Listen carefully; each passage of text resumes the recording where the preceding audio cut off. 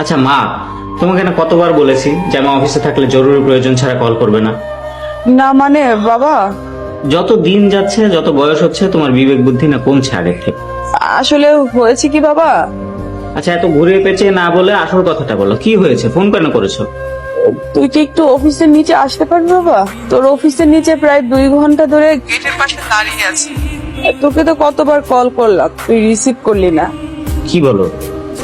তুমি এতক্ষণ ধরে দাঁড়িয়ে আছো কেন? সরাসরি আমার রুমে চলে আসতে। এত বড় বিল্ডিং এ কোনটা যে তোর অফিস সেটাই তো আমি চিনতে পারছি না।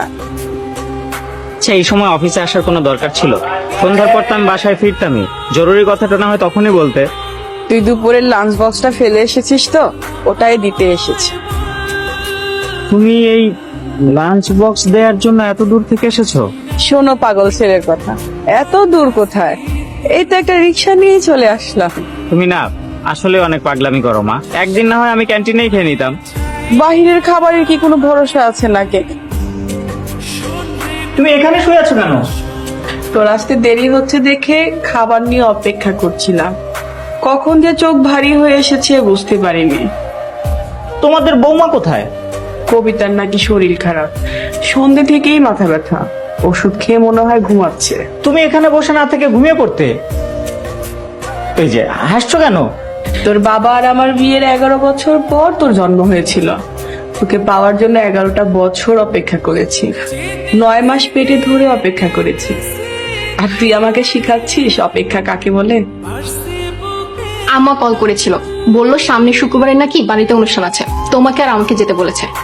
আচ্ছা যেতে বললে যাবো। বেলা বাজে 10টা, তুমি তাড়াতাড়ি উঠে ফ্রেশ হয়ে আমাকে আমার বাবার বাড়িতে রেখে আসো।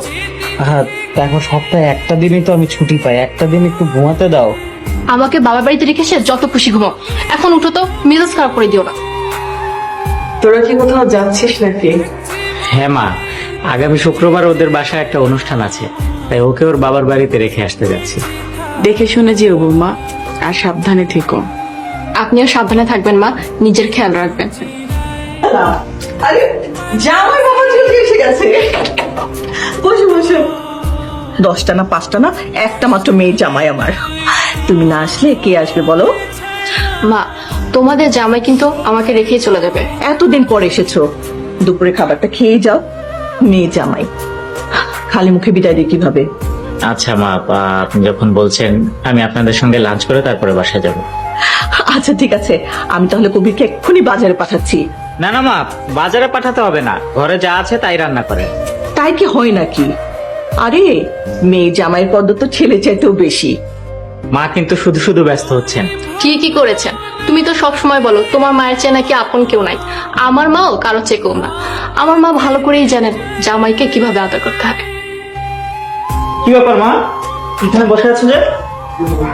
তুই না বললি যে বৌমাকে ওদের বাড়িতে রেখে চলে আসবি, তাই। আরে কবিতার মা এত রিকোয়েস্ট করলো যে ফেলতে পারলাম না, ওদের সঙ্গে লাঞ্চ করে তারপরে ফিরলাম। ও তুই খেয়ে এসেছিস? আমি তো তোর জন্য না খেয়ে বসে আছি। আচ্ছা এখন তো শুনলে আমি খেয়ে এসেছি, যাও এখন খেয়ে নাও যাও। তোর কি কিছু লাগবে? চা কফি কিছু খাবি? না কিছু খাবো না। জানো মা, গতকাল যে কবিতাদের বাসায় গেলাম, কবিতার মা তো আমাকে আসতে দিতেই চায় না, কি খাতির যত্নই না করলেন। মাঝে মাঝে মনে হয় উনি তো আমার আপন মায়ের চাইতেও বেশি কিছু। এক বেলার আদর পেয়ে নিজের মায়ের সাথে অন্য কারো তুলনা করিস না বাবা।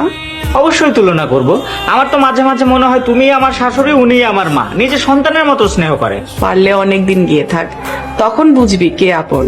আমি যদি সারা জীবন গিয়ে ওনাদের বাসায় পড়ে থাকি, তারপরেও দেখবে তিনি আমাকে নিজের সন্তানের মতো স্নেহ করছেন। এবার তো শ্বশুর বাড়িতে যে অনেকদিন থেকে আয়, আমিও দেখতে চাই তোর শাশুড়ি তোর আসলেই কেমন যত্নার্থী করে। ঠিক আছে, তাহলে আমি কালকেই যাব, আর এবার আর কয়েকদিনের জন্য না, পুরো 1 মাস থেকে আসবো।